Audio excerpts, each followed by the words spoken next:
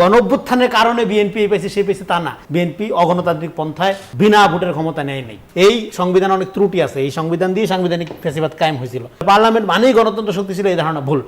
ধন্যবাদ। আমার সহ আলোচক বেশ অনলবর্ষী বক্তব্য দিল, যদিও তো আমার একটা অনল আমি বর্ষণ হইতে দেখলাম না। প্রথম কথা হলো উনি যেভাবে জুলাই গণ অভ্যুত্থান এবং বিএনপিকে সেপারেট করছে, এটা ন্যারেটিভ।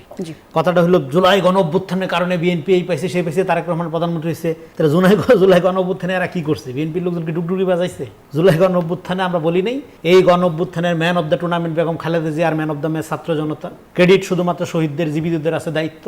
জুলাইয়ের ঠিকাদারি করতে আমরা অনেকজন দিচ্ছি, জুলাইয়ের দায়িত্ব নিতে তো আমি কাউরে দেখলাম না। দায়িত্ব তো তারেক রহমান নিল, নিয়া মুক্তিযুদ্ধ মন্ত্রণালয়ের সাথে সন্নিবেশিত করে আহত নিহত পরিবারদের পাশে দাঁড়ানো এবং তাদেরকে একটা পার্মানেন্টলি রাষ্ট্রীয় কাঠামোর মধ্যে আনার আয়োজনটা তো 15 এই অন্তর্বর্তীকালীন সরকার ছিল।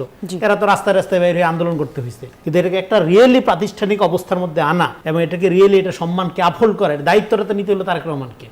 কিন্তু বয়ানের বেলায় সবাই এই যে ফটোকাট মহামারীর কুফল হলো এটা। ফলে গণ অভ্যুত্থানের কারণে বিএনপি এই পেয়েছে সেই পেয়েছে তা না। গণ অভ্যুত্থানে বিএনপিকে রাস্তায় আওয়ামী লীগকে ফাইট ব্যাক করে পরাজিত করতে হয়েছে এবং গণ অভ্যুত্থান সফল করার মধ্য দিয়ে, গণতন্ত্রের অধিকার প্রতিষ্ঠা করার মধ্য দিয়ে, ভোটাধিকার প্রতিষ্ঠা করার মধ্য দিয়ে বিএনপিকে ক্ষমতা আসতে হয়েছে। বিএনপিকে 5 তারিখে ক্ষমতা সাদা হয়েছিল। বিএনপি অগণতান্ত্রিক পন্থায় বিনা ভোটের ক্ষমতা নেয় নাই, জনগণের ভোটে আস্থা রাখছে, সেই আস্থার প্রতিদান জনগণ দিয়েছে। 12 তারিখে বিএনপি সরকার গঠন করেছে। সেই সরকারের সফলতা ব্যর্থতা নিয়ে সমালোচনা করতে হবে, করবো আমরা, সেটা অসুবিধা নেই। এবার আসেন সংবিধানের দোহায় অনুযায়ী এই যে 29 সালের নির্বাচন, এটা হলো তথাকথিত ডিপি স্টেট, যেটা যারা আসলে বেসিক্যালি ব্রোকার, এজেন্ট এবং দালাল, তাদের আঁকা খায়েশ ছিল এটা আওয়ামী লজিক। কারণ হলো এট দ্য সেম টাইম সংবিধানের আলোকে গভর্নমেন্ট যেরকম চলছে, আবার এক্সট্রা কনস্টিটিউশনাল টাইমও এটা ছিল।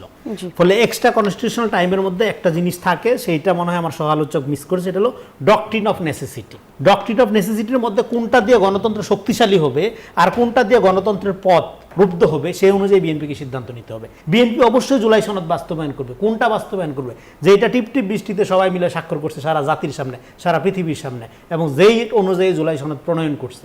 এবার সরকার যেটা অন্তর্বর্তীকালীন সরকার যেটা চালাই করছে, যেটাতে স্বাক্ষর করাইছে আর যেটা অধ্যাদেশ দিয়েছে, দুইটা আলাদা। সেটা তো অন্তর্বর্তীকালীন সরকারের সমস্যা। বিএনপি তো জাতির সামনে পরিষ্কার, সে তো নোট অফ ডিসেন্ট যখন দিছিল, নোট অফ ডিসেন্ট জামাত দিছে, এনসিপি তো স্বাক্ষরই করে নাই, আর অন্যান্য সমস্ত দল দিছে কম আর বেশি। কিন্তু ন্যারেটিভ কি ছিল বাজারে?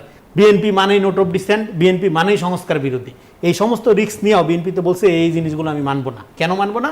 কারণ এই জিনিসগুলো এইভাবে সংস্কার হলে গণতান্ত্রিক প্রক্রিয়া ব্যাহত হবে। কারণ বিএনপি একটা লিবারাল ডেমোক্রেটিক দল, তার একটা প্রিন্সিপাল আছে। ফলে আপনি শুধুমাত্র লিগ্যাল হইলেই হবে না, এথিক্যালি এটা কারেক্ট হইতে হবে। আগামী দিনের রাজনীতি এটা কি প্রভাব ফেলবে সেই অনুযায়ী এটা দেখতে হবে। আপনি যদি গণভোট করে কথায় কথায় এটা সেটা চেঞ্জ করেন, তাহলে তো কোনোদিনও পার্লামেন্ট স্টেবল হবে না। এবং আমার সহ আলোচক যেটা আরেকটা আলোচনা করলো, সেটা হলো যে আমরা যখন বলি পার্লামেন্ট সভারেন, তখন এটা জনগণ সভারেন ধরে নিয়েই বলি। কারণ হইলো problem of parliament democracy, Carl Schmitt আলোচনা করছে বহুবার, যে পার্লামেন্টারি ডেমোক্রেসি ফাংশন করে রিপ্রেজেন্টেটিভ ওয়েতে। জনগণ সার্বভৌম এমন না যে এককভাবে। সার্বভৌম কখন? যখন আপনি 49 জন লোকের, মানে 51% লোকের ভোট নিয়ে নির্বাচিত হন, তখন আপনি 100% লোকের প্রতিনিধিত্ব করেন। কিন্তু আপনি যদি ধরে নেন 97% লোক আপনাকে পছন্দ করে, ধরে নিয়ে আপনি একটা কাজ করেন, এটা অবৈধ হবে, এটা লেজিট হবে না। এটা হয়তো সিদ্ধ হবে, মানে বৈধ হবে, কিন্তু এটা লেজিটিমেসি তৈরি হবে, এথিক্যালি রাইট হবে না। বিএনপি সরকার কেন এখন আপনার 2/3 মেজরিটি, এটাই কেন গণরায়? কেন আমরা বলছি? কারণ পার্লামেন্টারি ডেমোক্রেসি এইভাবেই ফাংশন করে। এইটা একটা। আরেকটা হলো স্বাধীনতার ঘোষণা নিয়ে যে বিতর্ক, এইটা খুবই পুরানা বিতর্ক। এই বিতর্কে আমি ঢুকতে 19ষষ্ঠ তফসিলের কথা বলে। ষষ্ঠ তফসিল সংবিধানের কত নম্বর সংশোধনের মধ্য দিয়ে আনা হয়েছে? পঞ্চদশ সংশোধনী। পঞ্চদশ সংশোধনী কি এই অন্তর্বর্তীকালীন সরকারের সময়েই আদালত কর্তৃক অবৈধ ঘোষণা করা হয়নি?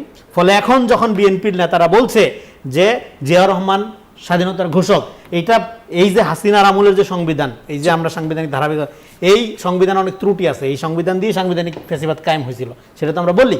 ফলে এই সংবিধান অনুযায়ী সেই কথাটা সত্য। কারণ হলো পঞ্চদশ সংশোধনী অবৈধ ঘোষণা করা হয়েছে আদালত কর্তৃক। এটা গেল একটা। আরেকটা হলো মানে পার্লামেন্টকে কি বলে? আইনসভা, সর্বোচ্চ আইনসভা। কেন?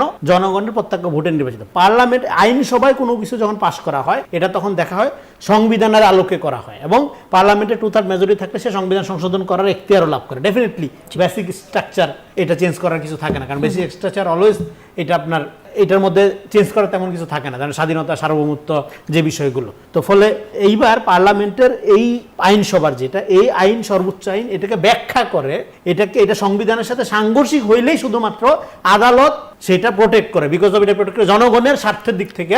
পার্লামেন্টের প্রোটেক্ট করে, পার্লামেন্ট যদি গণবিরোধী পার্লামেন্ট করার মধ্য দিয়ে শুধুমাত্র কিন্তু আপনি গণতন্ত্র শক্তিশালী হয় না, গণতন্ত্র হরণও করা যায়। হাসিনা করছিল, পাকিস্তানে আছে, নেতানিয়াহুর দেশে আছে। ফলে পার্লামেন্ট মানেই গণতন্ত্র শক্তিশালী, এই ধারণা ভুল। পার্লামেন্ট কিভাবে কাজ করছে সেটা আমাদের দেখতে হবে। এখানে শেষ করি। ফলে পার্লামেন্ট মানে আইনসভা, আইনসভা সর্বোচ্চ আপনার অথরিটি জনগণের প্রত্যক্ষ ভোটের মধ্যে দিয়ে। ফলে আইনসভার কোনো আইন যদি সংবিধানের সাথে সাংঘর্ষিক না হয়, পৃথিবীর কোনো আদালত সেটার বিরোধিতা করার এখতিয়ার রাখে না। জি, রেজাউল করিম রনি, অসংখ্য ধন্যবাদ আপনাকে।